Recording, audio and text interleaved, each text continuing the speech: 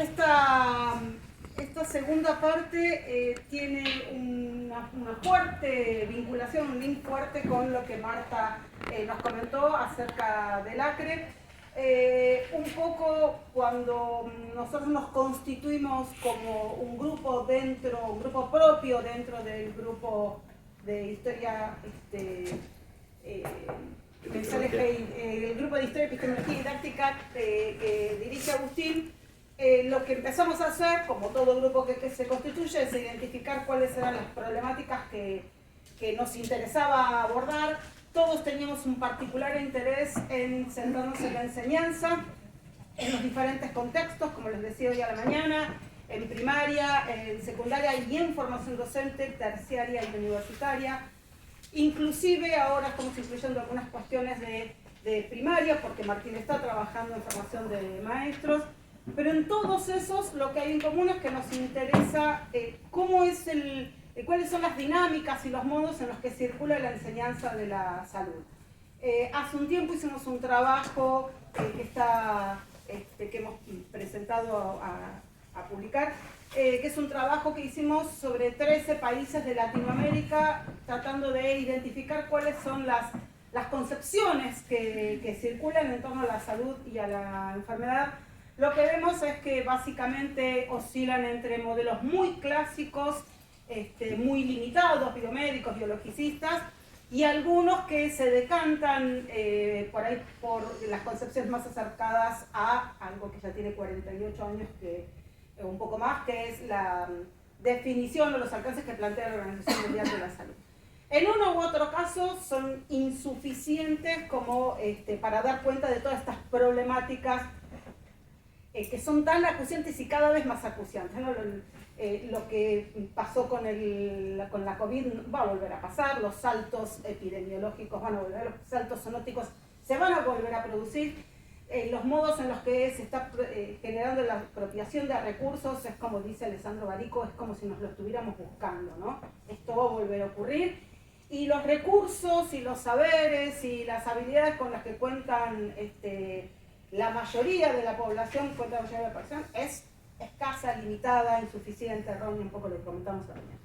Entonces, por un lado, estamos trabajando en relación a buscar sondear los orígenes, y tenemos nuestras hipótesis que pivotan entre las biografías escolares, las propias biografías de cada uno de los docentes, y algo que tiene que ver con los propios programas de formación terciarios y universitarios. Pero además de todo ese análisis en los diferentes currículums de las diferentes jurisdicciones, lo que nos interesa particularmente es ver en qué medida esta apuesta, este modelo al cual adscribimos, tiene o puede tener un correlato concreto y un impacto concreto en las aulas. Entonces, lo que les vamos a presentar es lo que los colegas y las colegas del grupo de investigación de perspectivas críticas, es una implementación didáctica, una unidad didáctica que ideamos en conjunto y pensando fuertemente en traer a la química y a la biología, a ver si podemos hacer unas fecundaciones cruzadas interesantes, que fue llevada adelante en 5 contextos. Acá dice 4, pero luego vamos a comentar uno más. Así que, eso. Bueno, buenas. Bueno, vamos a compartirles entonces esta unidad didáctica que implementamos sobre el ACRE. Como estuvimos viendo recién con Marta, es una enfermedad de larga evolución que afecta aproximadamente a 220 millones de personas en el mundo, 14 millones de personas en Latinoamérica, y en Argentina también a unas 4 millones de personas distribuidas en 16 provincias, por lo cual nos pareció interesante trabajar con esta enfermedad, sobre todo porque puede ser tomada desde distintos espacios curriculares como biología, química, salud, ciencias naturales. Y voy a comentarles brevemente las 7 actividades que realizamos en esta unidad didáctica. En la actividad 1 quisimos indagar las concepciones de salud de los estudiantes, y para ello compartimos un breve texto con la situación problemática de la ciudad de Belleville, Córdoba, en donde hay un aumento preocupante en el número de casos de personas con una enfermedad con las características del ACRE. Entonces le pedimos a los estudiantes que se ubiquen en el rol de los médicos que van a entrevistar a esas personas y que registraran de forma escrita 3 preguntas que les harían, mínimamente 3 preguntas, y fundamentar por qué harían esas y no otras. Realizamos una puesta en común y registramos en el pizarrón, le sacamos fotos y en un ratito nada más las chicas van a estar hablando de esos pizarrones. En la actividad 2, como recurso didáctico para introducir al modelo multicausal, recurrimos al caso de la gripe española por ser un caso conocido y por la cercanía con el COVID-19. Presentamos un PowerPoint con formato narrativo y fuimos haciendo preguntas que nos permitieran consensuar con los estudiantes una definición del modelo multicausal para el abordaje de procesos de salud y enfermedad desde los aspectos biológicos y sociales. En la actividad 3 volvemos a tomar como recurso didáctico la narrativa. Elegimos contar la historia de Salma, una mujer que en la década de los 70 vivió en la República de Bangladesh y tuvo que afrontar distintas situaciones vinculadas a la enfermedad. Luego del relato del caso, comentamos impresiones, identificamos los factores que remiten a la complejidad del modelo multicausal y nos preguntamos ¿cuál sería la diferencia entre esta mirada y la unicausal? ¿Qué elemento identificaría la mirada unicausal? Hicimos una puesta en común, tomamos nota también de lo que fueron mencionando y tenemos el registro de los pizarrones. En la actividad 4 hicimos una lectura conjunta con los estudiantes sobre la enfermedad, la toxicidad del arsénico, su comportamiento químico y el tratamiento de las aguas. En la 5 presentamos la problemática en Argentina y Latinoamérica, haciéndoles una propuesta de indagación domiciliaria sobre los distintos aspectos vinculados al ACRE, sociales, respecto al acceso a la vivienda y al agua de red, socioeconómicos, sus ingresos, la infraestructura para la provisión de servicios básicos como el agua potable, el acceso a la salud, los niveles primarios de diagnóstico y tratamiento, y educativos como el conocimiento de la enfermedad y formas de evitarla. En la actividad 6 regresamos a Córdoba para proponerles, en línea con lo que mencionaba la doctora Marta hace un ratito, que en base a los alcances del modelo complejo multicausal seleccionen y expliquen de forma individual uno de los siguientes casos referidos a la situación de la actividad 1. Podía ser el informe de la comisión de médicos convocados por el intendente, cuyo objetivo es convencerlo para que se aborde esta enfermedad mejorando el suministro de agua y atendiendo cuestiones socioeconómicas del pueblo, o un folleto informativo y educativo para la población y otros pueblos de la zona donde se fundamenta el impacto de la salud del consumo de agua con arsénico, o una carta como vecino de Belleville dedicada al Estado provincial y nacional, fundamentando la necesidad de reemplazar las fuentes de suministro de agua por presencia con arsénico en las mismas. Y algunos de estos trabajos son los que están en los paneles afuera que pueden ir viendo. Finalmente, en la actividad 7 realizamos una actividad de metacognición retomando la actividad 1. Le pedimos a los estudiantes que retomaran otra vez esas preguntas que habían hecho, que las reformulasen o hicieran unas nuevas, que nos dijeran qué aprendieron en esta unidad didáctica y cómo cambió la forma de explicar los procesos de salud y enfermedad. Bueno, buenas tardes, no, buenos días a todos y a todas. Mi nombre es Paola y yo voy a compartir con ustedes algunas decisiones que fundamentalmente tomamos para el diseño de esta unidad didáctica. En primer lugar, quiero compartir con ustedes que decidimos abordar esta unidad didáctica desde el modelo multicausal multireferencial, que de alguna manera es superador del modelo biologicista, que de acuerdo con algunas investigaciones previas nuestras y de otros autores y autoras, predomina en las aulas en las que se enseñan los contenidos relacionados con el proceso de salud y enfermedad.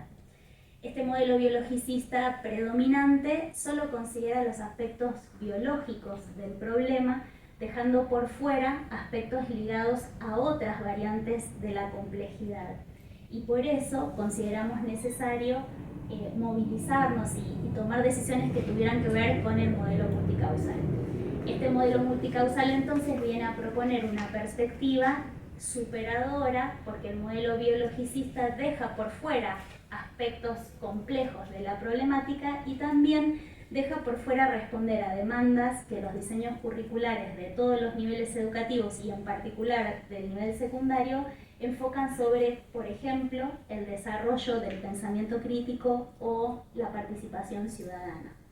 En este sentido, el modelo multicausal considera que las problemáticas de salud no solo están vinculadas a los aspectos biológicos a los cuales ponen valor, sino que también requiere de la dimensión sociocultural.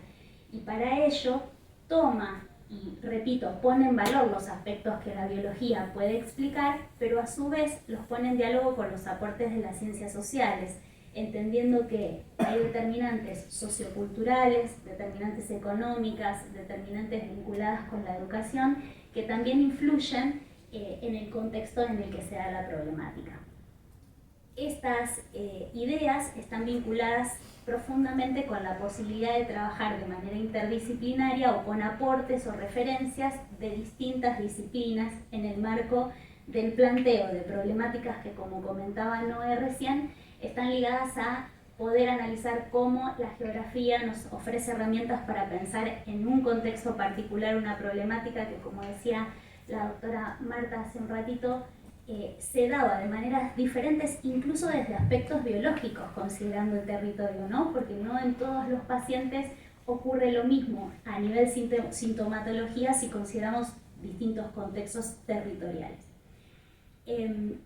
Esto nos propone además que la mirada y el enfoque vinculado con la salud ya no sea solo individual, sino que haya una constitución y una reflexión respecto de una mirada colectiva sobre la salud, que es uno de nuestros objetivos.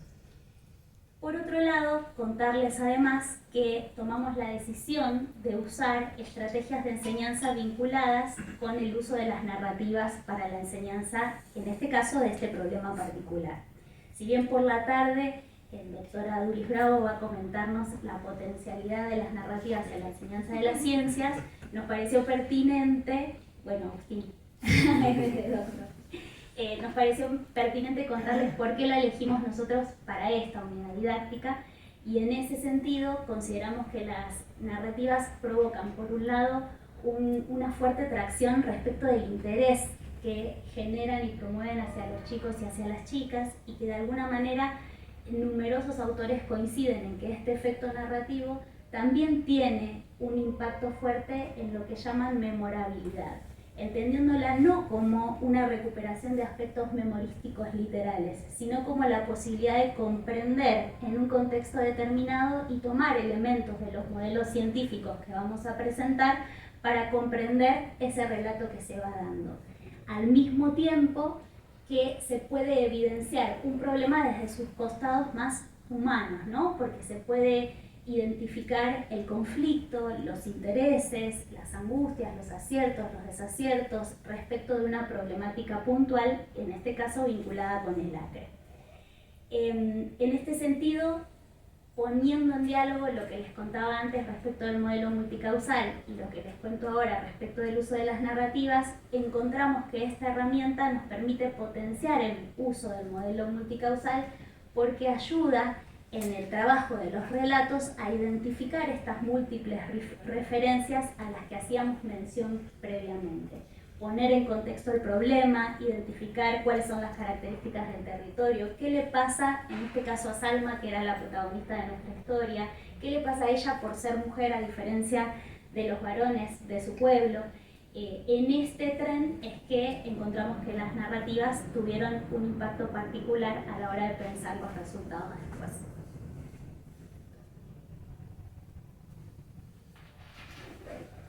Bueno, ahí se escucha. Bien. Soy Natalia, les voy a contar en dónde trabajamos esto, dónde se implementó el contexto escolar de los cursos. Ciencias Naturales en primer año en un colegio de Cava, Ecología cuarto año Cava, Biología cuarto año en provincia y Salud y Adolescencia cuarto año también en provincia. Ahí tienen con más detalle igual los colegios. Bueno, volviendo a la actividad número 1 que comentó mi compañera Noé, ¿cuáles fueron los resultados de esta actividad? Que era la indagación de concepciones y modelos de los alumnos. Obviamente que eran los esperados, ¿sí? Los chicos y chicas hicieron referencia, qué alimentos habían ingerido, cuáles fueron los síntomas, grupo y factor sanguíneo, relatos sobre familias o familiares con diabetes. Más que nada resaltábamos los síntomas, antecedentes familiares y la alimentación. Obviamente la mirada era biologicista unicausal, determinado también por sus antecedentes en cuanto al médico y consultas, ¿sí? En contraposición teníamos la actividad 3, que era las historias con acre. Nosotros ahí ya trabajamos con la actividad de la narrativa de Salma y los resultados que obtuvimos fueron totalmente distintos. Entre ellos se destacaron el contexto económico, ¿sí? El individual y social en general, las actividades agrícolas que se desarrollaban en ese sector en contacto con fuentes de agua y la pobreza en general. Ahí también en el pizarrón se muestra contexto económico, la salud pública bastante débil o escasa directamente, y se marcaban esas cruces que se ven lo que más preponderaba en respuestas, ¿sí?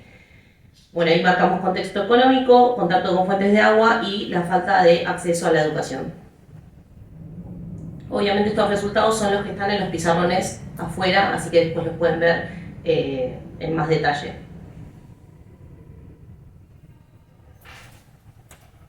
Bueno, respecto de la actividad número 6, donde les proponíamos la producción de alguna consigna en la que ellos pudieran dar cuenta de cómo fueron evolucionando estos modelos iniciales biologicistas, que fueron a su vez incorporando otras ideas que ya tenían la presencia de determinantes sociales, encontramos que en algunos de esos textos empezaban a aparecer con una presencia clara las determinantes sociales que habíamos trabajado a partir del relato de Salma y también a partir de las conversaciones en acuerdo respecto de qué era el modelo multicausal.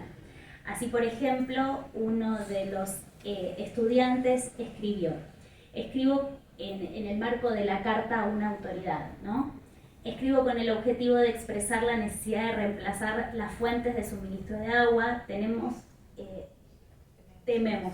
que la situación se agrave y reclamamos por la falta de información, mientras que pedimos que se tenga en cuenta nuestro contexto social y económico, debido al cual contamos con una mayor vulnerabilidad.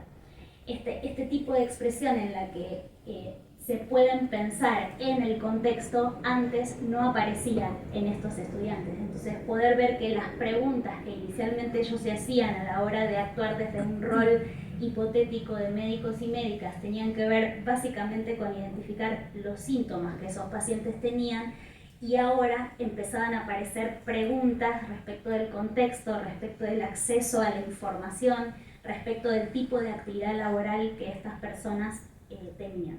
Y un segundo ejemplo, si Nati lo deja,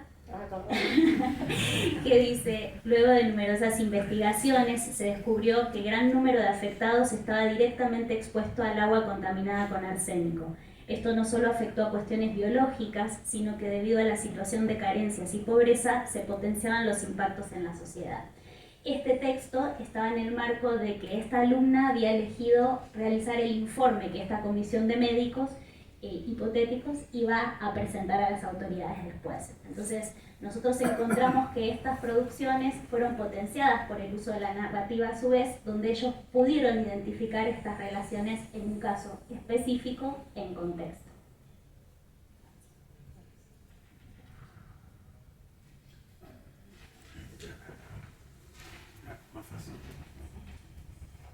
Bueno, hice lo que dije que no había que hacer, me quedé de espaldas al... ¿no? Yo hice que iba a pasar eso y lo hice. No, lo miro y listo. Bueno, acá las colegas presentaron la implementación en estos 4 cursos, que son cursos relacionados con biología, ¿no? Son cursos dentro de esa disciplina. En un determinado momento nos propusimos ver qué pasaba con los cursos de disciplinas de química, básicamente. Y ahí lo que nos encontramos es que teníamos que, de alguna manera, pensar o rediseñar algunas partes de la unidad didáctica con cierta libertad para la implementación, según lo que se fuera a trabajar en esos cursos, ¿sí? Dicho de otra forma, como los cursos de química en general están los programas de los diseños, los programas de los cursos de química están en general relacionados con la química general, con la química inorgánica, introducir de alguna manera esta unidad didáctica donde se presenta la problemática del acre desde una perspectiva multicausal y demás, podía llegar a ser complejo. Y de hecho, en parte, eso fue uno de los resultados que obtuvimos cuando contactamos con docentes de química. Lo primero que nos encontramos fue con que nos manifestaban la dificultad para poder implementar este tipo de unidad didáctica en un aula. Dicho de forma sencilla, yo tengo que dar temas de química general inorgánica, modelos atómicos, tablas periódicas, propiedades químicas, etcétera, etcétera, etcétera, y esto del acre me queda muy lejano, ¿no?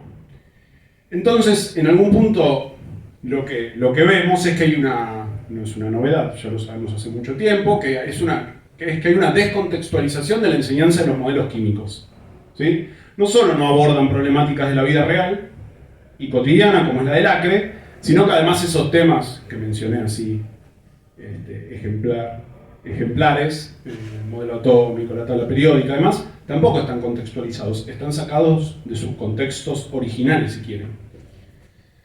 Por otro lado, que los programas y los diseños de química, en particular de la escuela media, están fuertemente direccionados hacia lo que es la química general, ¿no? Hay algunos intentos de reformas curriculares, de introducir cuestiones que tienen que ver con la química biológica, con alimentación, con ambiente y demás, pero hay como un formato muy fuerte de la química relacionada con la química general. Sin embargo, si uno rastrea en esa química general, hay un montón de contenidos, modelos, que podrían utilizarse para intervenir en esta problemática del acre, ¿no? Digo, mezclas y soluciones acuosas, solubilidad de sustancias iónicas, noción de concentración, método de separación de mezclas, mecanismos de toxicidad del arsénico, este es más bioquímico, pero bueno, uno podría incluir acá redox tranquilamente. Bueno, así y todo existía una dificultad por poder trabajar este tipo de unidad didáctica en las aulas de química. Entonces, sí, por favor. Entonces, Quedó congelado. Entonces, Se quedó congelado en el próximo capítulo.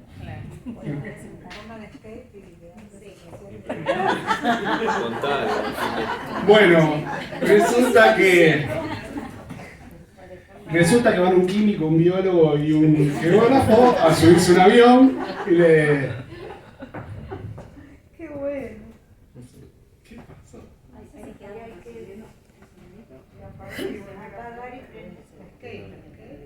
Claro, eso es lo que Bueno, les voy contando mientras se va recomponiendo.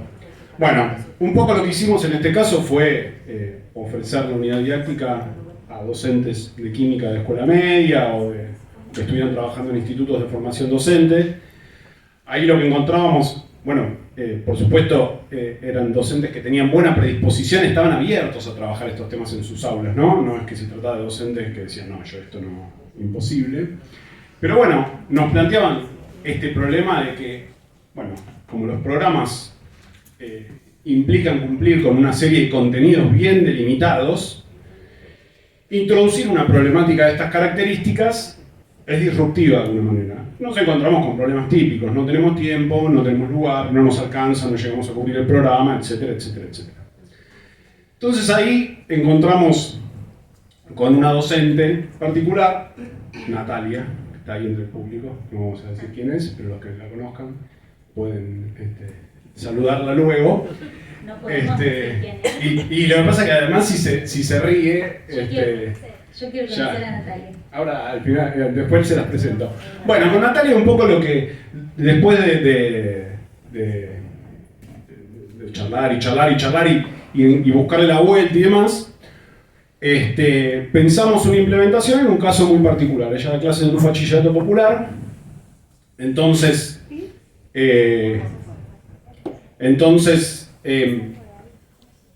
su motivación inicial era trabajar alguna problemática que fuera relativamente cercana a sus estudiantes, porque por las características de la población, trabajar los contenidos como los presenta el programa, intuíamos que iba a ser muy aburrido, ¿no? Por decirlo de alguna manera. Entonces, la motivación inicial era esta, tratar alguna problemática cercana a la de los y las estudiantes. En ese sentido, por las características también de la población, es un bachillerato popular de la Ciudad Autónoma de Buenos Aires, de zona sur, cerca del Riachuelo. Bueno, trabajar con una problemática de contaminación del agua era una oportunidad interesante. si bien es una población que no toma agua con arsénico, bueno, es un buen ejemplo para extrapolarlo luego a contaminación por metales pesados, por ejemplo, ¿no? Por plomo, ¿sí? Entonces ahí había como una motivación inicial. Luego, un poco lo que veíamos era lo siguiente, bueno, como mencionaba antes, trabajar todos estos contenidos, soluciones, mezclas homogéneas, heterogéneas, separación de mezclas, etcétera, etcétera, etcétera, iba a ser arduo por la dinámica del bachillerato popular, por la población. Pensemos que es una población que no tuvo química, o tuvo muy poca química antes que ella tomara el curso, con lo cual había que ser consciente que había que hacer un recorte muy preciso de aquellos modelos que íbamos a trabajar para que pudiera trabajarse la problemática del acre genuinamente, o sea que no fuera solo una pincelada la problemática, ya está así, sí.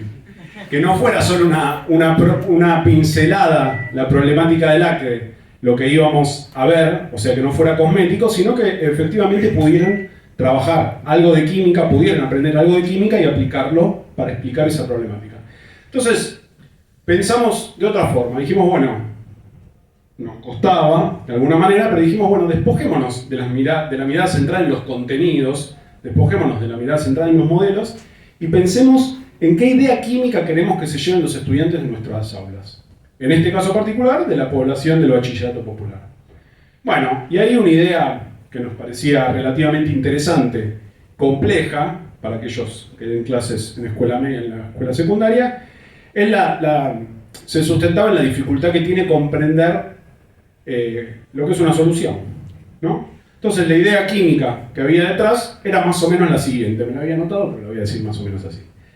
Hay sustancias que se acomodan entre las moléculas de agua a nivel submicroscópico, o sea, no las podemos ver ni con los ojos, ni con instrumentos ópticos, y por lo tanto en ese acomodamiento es muy difícil separarlas, es muy difícil sacarse de encima esas sustancias, es muy difícil ver que entre las moléculas de agua, así macroscópicamente, hay otras cosas, ¿no? Un poco la idea química subyacente era esa. Ya me olvidé lo que tenía que decir. Vamos un poco para atrás. Ahí. Entonces, bueno, también trabajar con esta población nos permitía de alguna manera cierta flexibilidad en la implementación, ¿no? Porque, bueno, dentro de todas las instituciones que puede haber en escuela media, bueno, hay algunas que tienen mayor flexibilidad en cuanto a los cumplimientos de sus programas, y trabajar con un bachillerato popular permitía cierta flexibilidad. Y también a su vez era un desafío esto que se había propuesto Natalia inicialmente. Trabajemos algo que genuinamente le sirva para explicar algo de su vida cotidiana, ¿no? Era una oportunidad para trabajar una problemática contextualizada.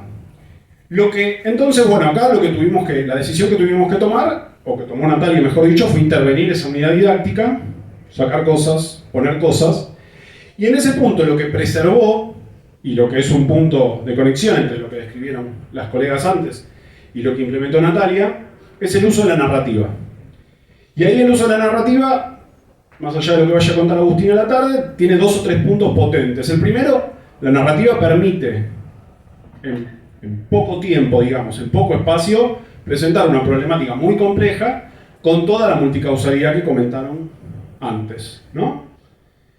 Por otro lado, de alguna manera la narrativa,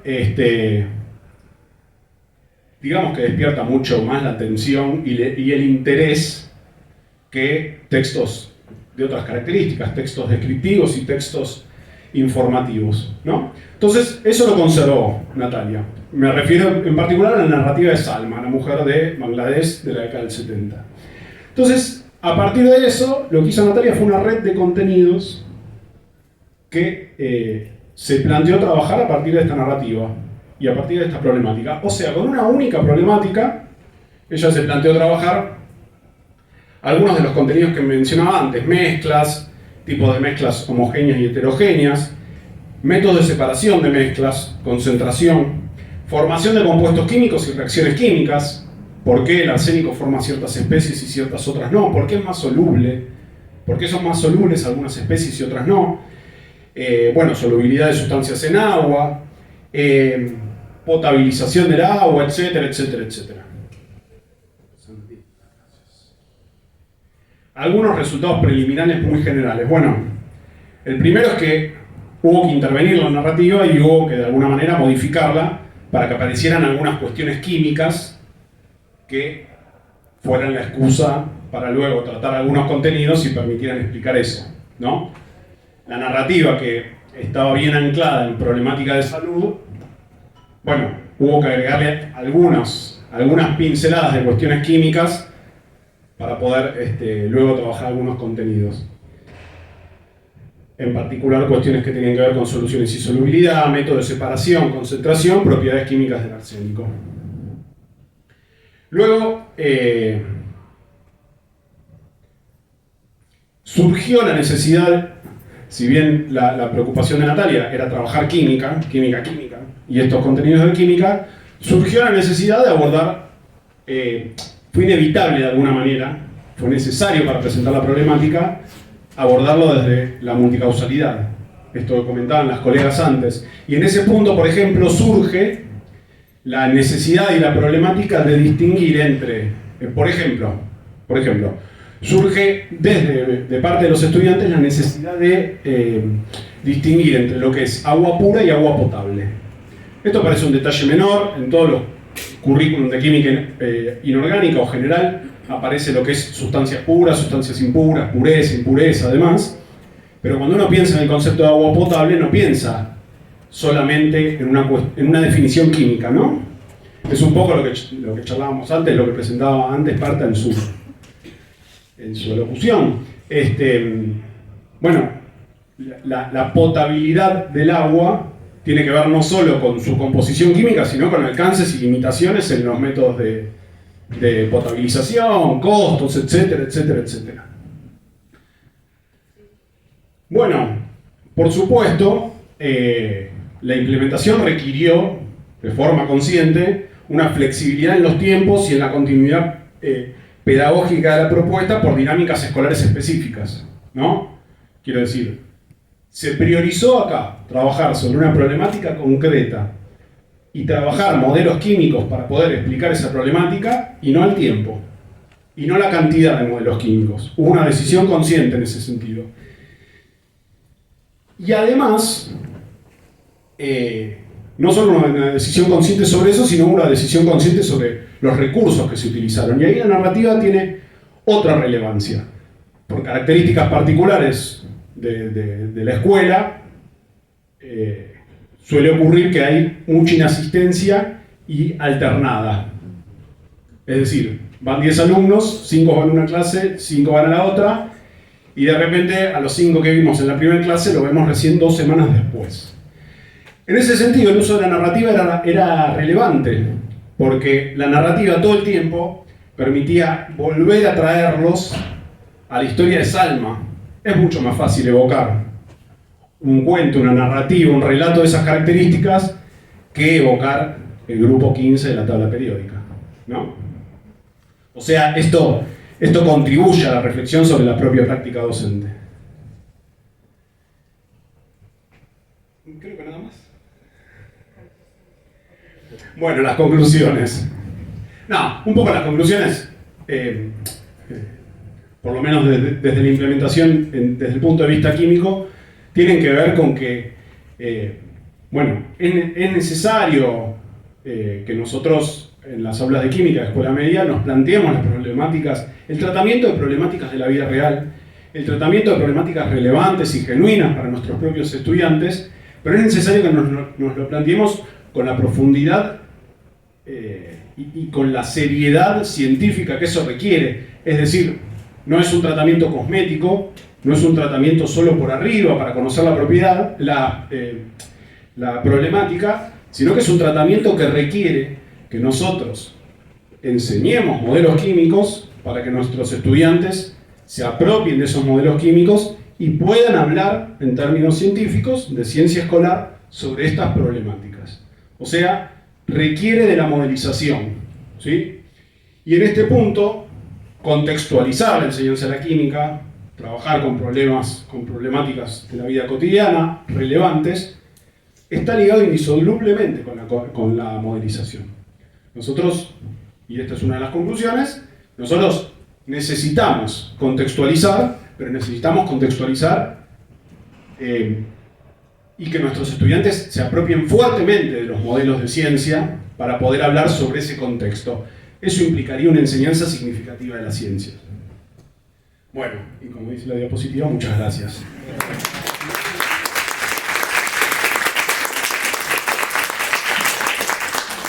¿Preguntas? Yo hago de todo, hablo de... Gracias. Me pareció genial, muy interesante. Y desde un lado, desde el lado del investigador en el laboratorio, viene la pregunta, y desde el lado de, por ahí, profe, en la facu también me parece que viene de ahí. Pero me pareció como la clave esta del modelo multicausal, me parece que lleva como inexorablemente, digamos, de forma bien directa, lleva al pensamiento crítico, ¿no? Porque esta historia de transportar a la persona, porque en este segundo caso, en el caso particular que vos contaste, no me quedó tan claro, pero en el caso donde eventualmente las necesidades no son tan críticas como el que contaban. ¿Son docentes ustedes? Perdón, docentes. Me parece como que ese transportarse a esa situación, ¿no? También lleva no solo al pensamiento crítico, sino a una cuestión que tiene que ver con la solidaridad, el compromiso, un montón de cosas que de golpe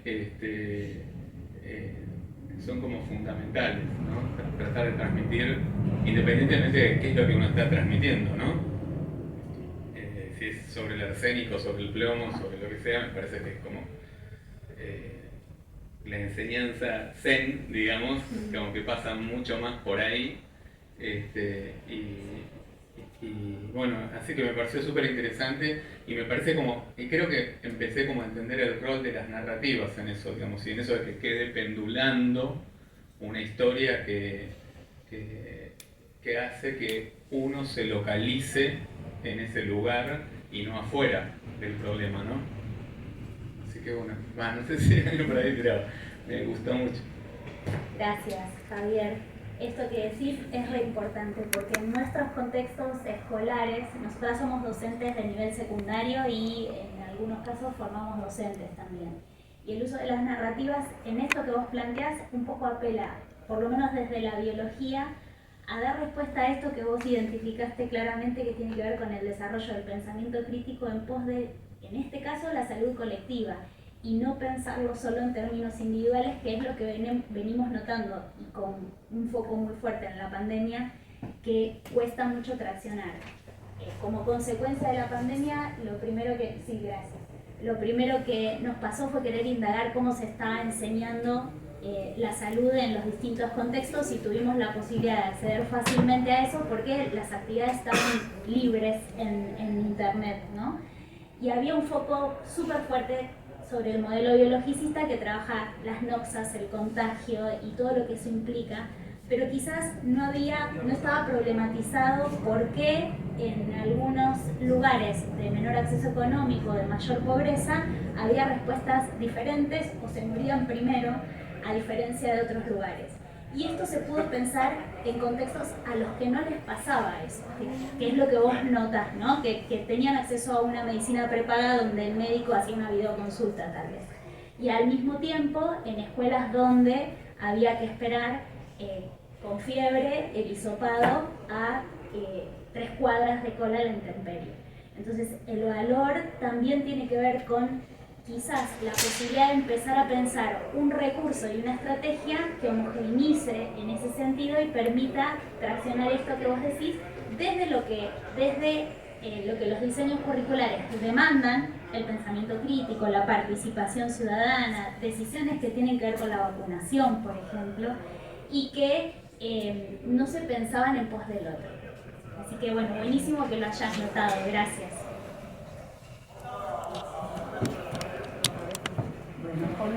Me encantó. Claudia Probe, me presento. Los felicito, pero lo que me resonó muchísimo porque el último libro de Ken Bain se llama Superasignaturas. Y uno de los primeros ejemplos que plantea es esta posibilidad de plantearle a los estudiantes una situación y un contexto. Los contenidos están absolutamente, digamos, hay una problemática, acá la problemática del acre, ¿no es cierto? Pero ponen a jugar y se comprometen en términos, por un lado, de cuestiones que son ajenas a ellos mismos. Y los comprometen a una situación que tienen que analizar, que tienen que poder ver desde dónde abordarla, ¿no? Esto me parece interesantísimo. Y la pregunta es, ¿cuáles son los obstáculos que ustedes, digamos, más específicos que pueden encontrar en los docentes para que esto pueda suceder? Y si encontraron dificultades en los estudiantes. Es como si nosotros dijéramos, bueno, nosotros, o sea, me parece que hay algo que es fundamental, es que colectivamente en este grupo de trabajo hayan tomado una decisión y entonces fueron a fondo para poder de alguna manera articular, diseñar y llevar a cabo una propuesta. Pero ¿con qué obstáculos ustedes se van encontrando que puedan ayudar a seguir pensando en esto, ¿no? O sea, poner como privilegio, bueno, los contenidos de la química son estos, pero hay que trascender esto, porque a la gente, las problemáticas de salud, lo que planteó Marta anteriormente, digo, trae a colación, digamos, una responsabilidad social en términos de la formación y nos interpela a todos a tener que plantear necesariamente nuevos modos de plantear los contenidos que aparecen en las propuestas curriculares, ¿no? En términos de la formación de ciudadanía y en términos de que las personas, como dijo Andrea al inicio, puedan cuidarse y puedan cuidar a otros, ¿no? Esto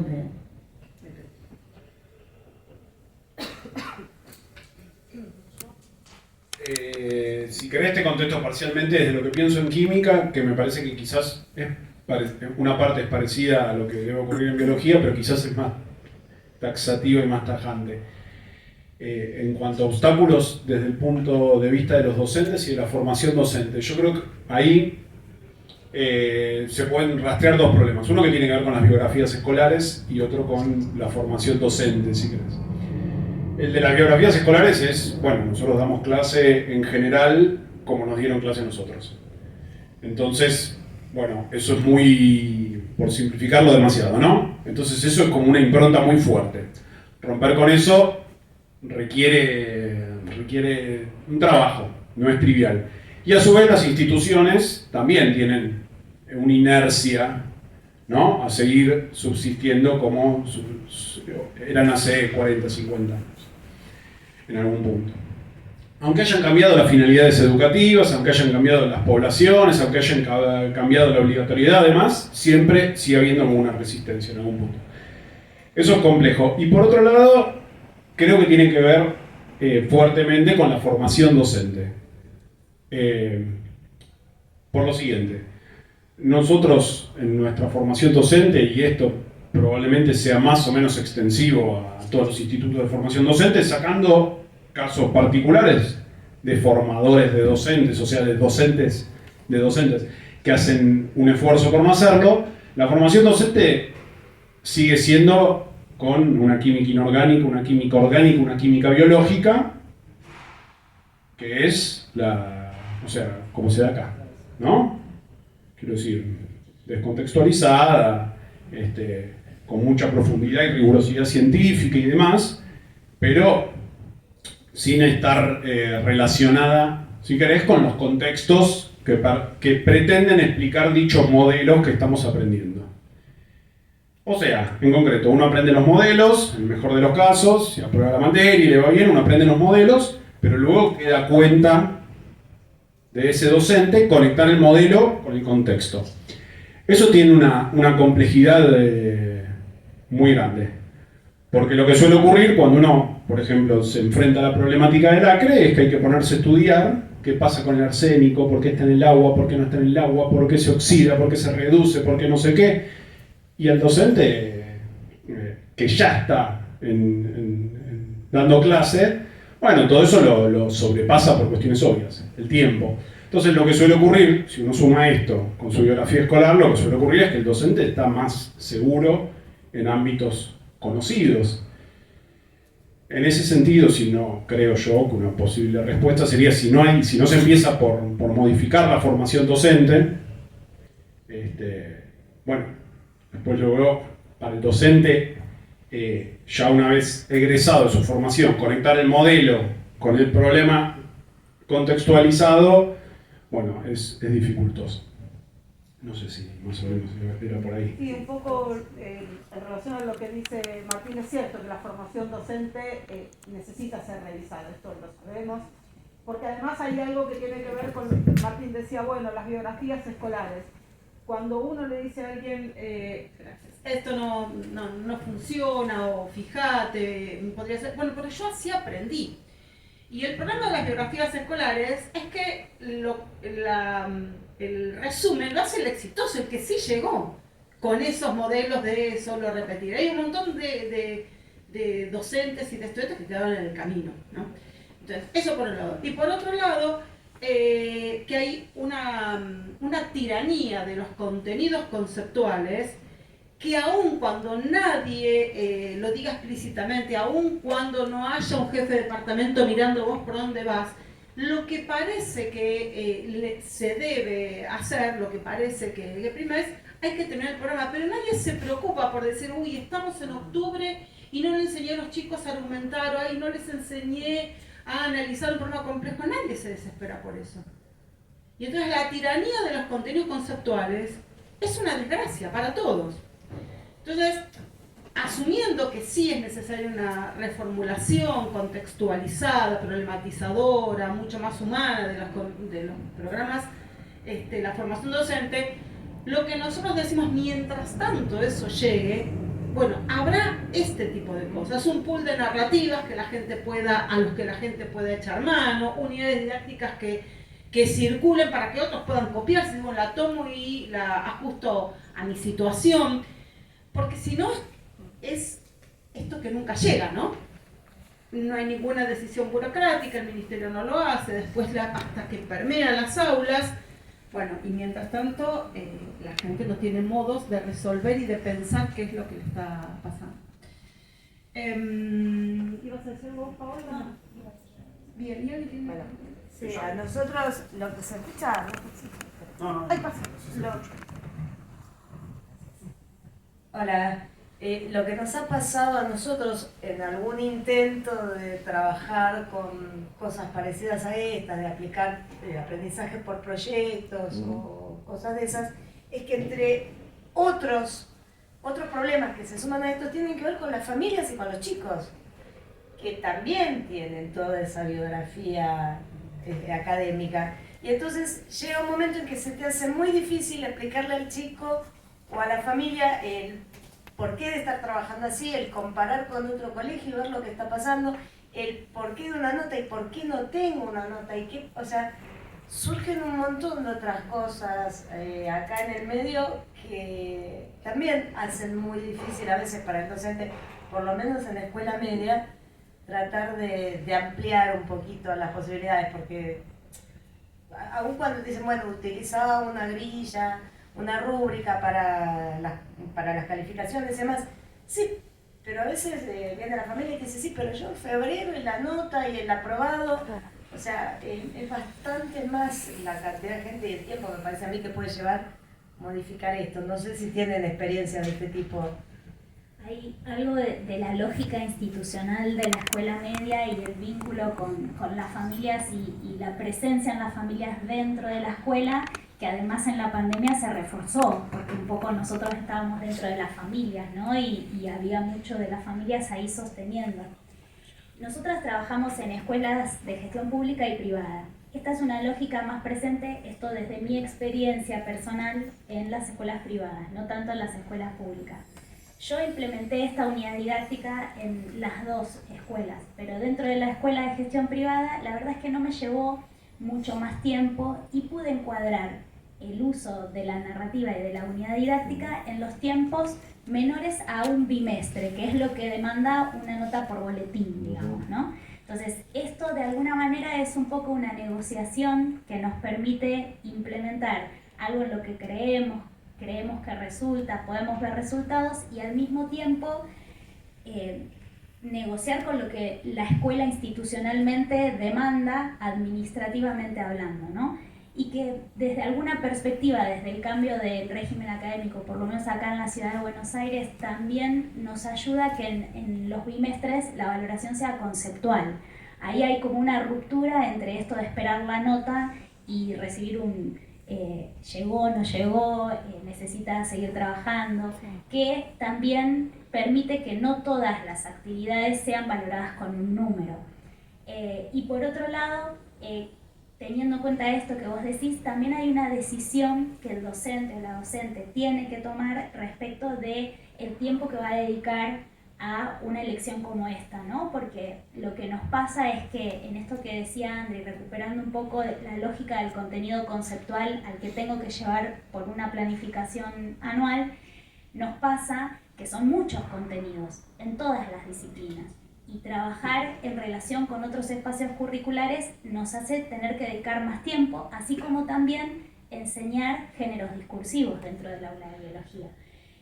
Y esas son decisiones, ¿no? Que de alguna manera después podemos ver a partir de lo que se produce y de lo que los chicos producen, que logramos, en realidad, cuando lo trabajamos bien, mejores resultados en menor tiempo sobre un contenido y que después se puede trasladar a otras situaciones, porque ellos ya aprendieron a argumentar, ya aprendieron a trabajar en un problema contextualizado y cuando lo implementamos, tal vez en otra problemática diferente, el ejercicio tiene otro fluir, ¿no?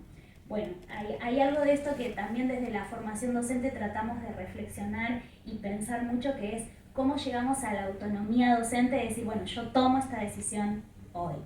Y bueno, y en eso estamos, pensándolo.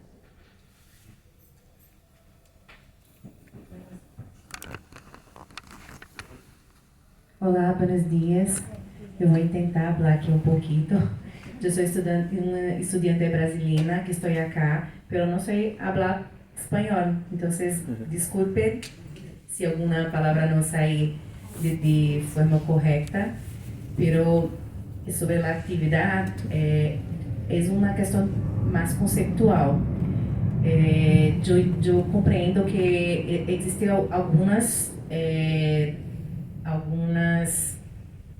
alguns modelos que se utilizam na sala de aula e nas classes que permitem que os alunos possam reflexionar mais. Então, a problematização, o estudo de caso, coisas que vocês usaram em sua unidade didática. Pero al fim da unidade, eu escutei falando que não propicia o pensamento crítico.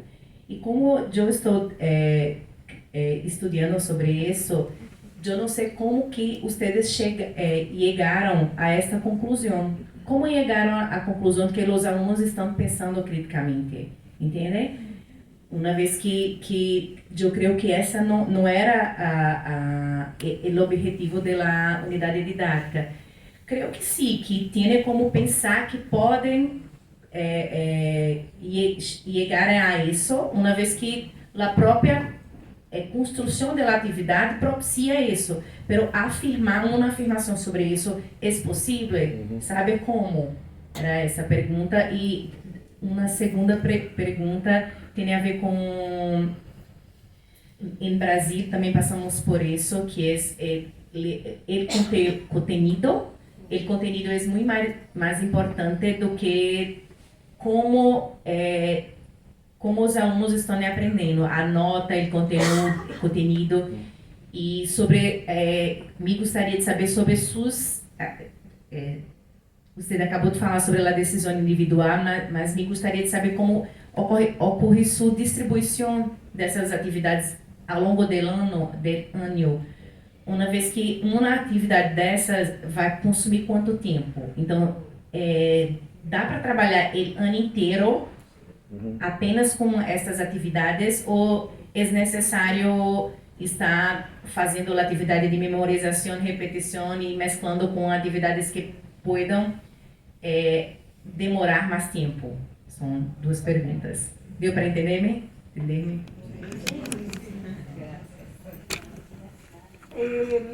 Yo voy a comentarte algo respecto, bueno... Tenés que hablar, micrófono porque si no... porque si no, no se escucha en el video.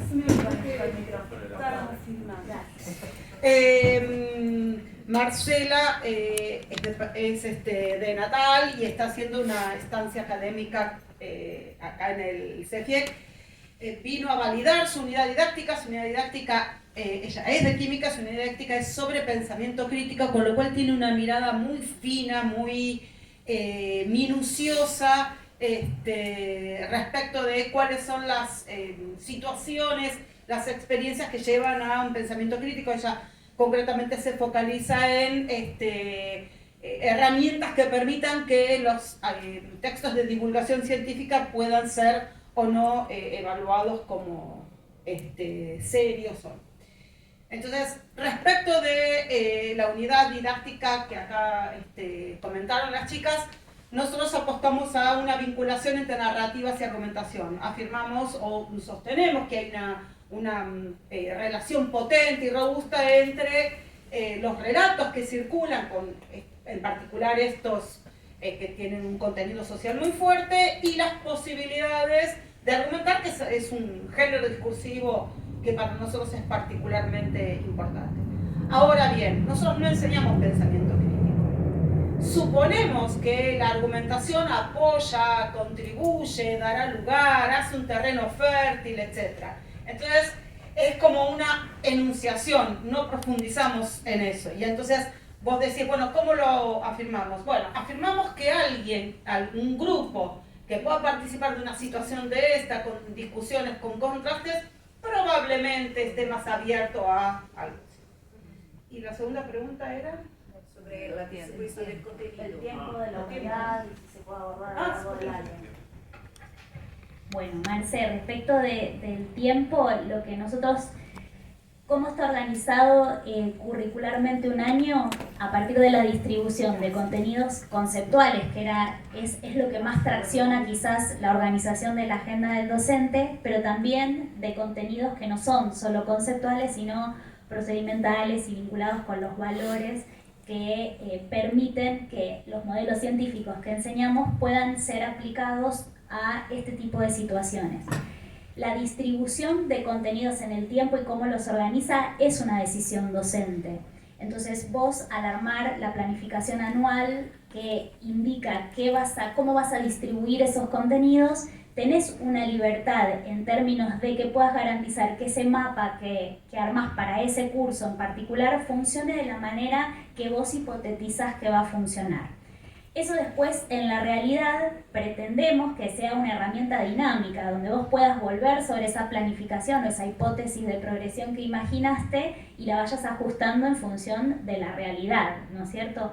No sucede en muchos casos porque hay otras variables que influyen, pero el sentido es que cuando vos tomás decisiones que implican que dediques más tiempo, por ejemplo, a trabajar en argumentación científico-escolar, logres planificar el tiempo para esa unidad que de alguna manera después se va a reponer cuando puedas usar esa habilidad construida ya implementándola y no volviendo a enseñarla en otros contenidos donde ya no vas a necesitar enseñarla. ¿Era eso lo que preguntabas? Buenísimo. Muchas gracias. Gracias. Hola, soy Valeria. Me encantó la presentación, les agradezco muchísimo. Y acuerdo, me parece una herramienta buenísimo lo del modelo multicausal. Me parece que es el vehiculizador para que llevemos adelante estas reformas que queremos hacer con el uso de los proyectos o para implementar en los proyectos. Y también acuerdo que hay una distancia enorme en la transformación cultural para que estas cosas sean recepcionadas desde los distintos actores para poder llevarlas a cabo. Ahora, yo voy a algo muy específico, que es el uso de las narrativas. ¿Cómo si ustedes nos pueden dar indicaciones, pues nosotros tenemos muchas limitaciones en cuanto a que los chicos se incorporen y es motivante para los chicos, pero encontramos limitantes en la puesta en práctica o cómo trabajar con ellos en la narrativa. Perdón, se me va la voz. O en cómo apoyarlos en ese ida y vuelta y en ese volver a construir o a rever el relato. Nos lleva mucho tiempo y a veces es un impedimento para avanzar. Quería saber cómo, en esta cuestión de los tiempos también, cómo barajan esas situaciones.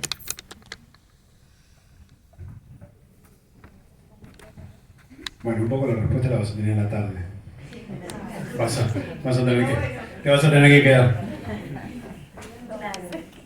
Mira, Valeria dijiste, ¿no? En este caso, en esta unidad didáctica, la narrativa fue una apuesta del diseño del docente. Es decir, nosotros como docentes diseñamos la narrativa que fue el vehículo para presentar el problema contextualizado.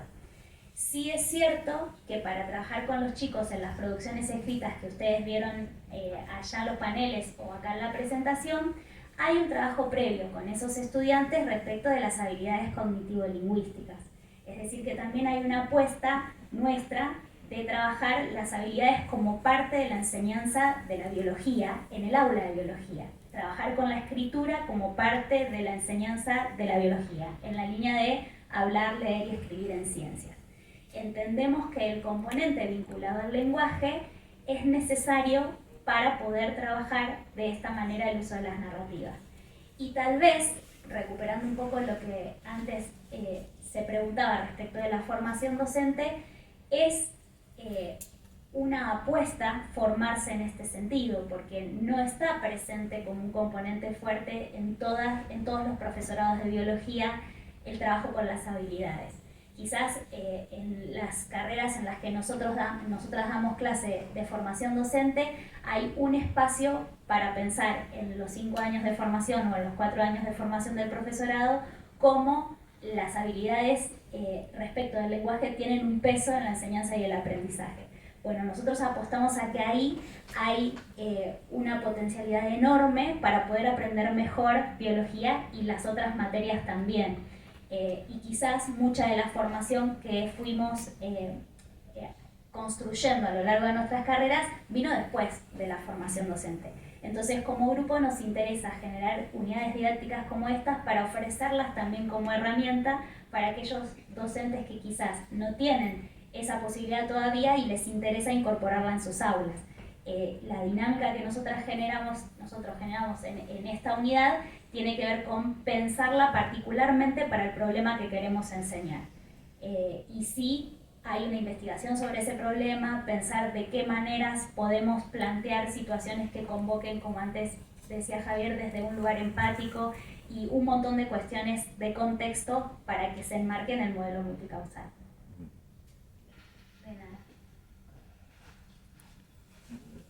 Yo quería hacer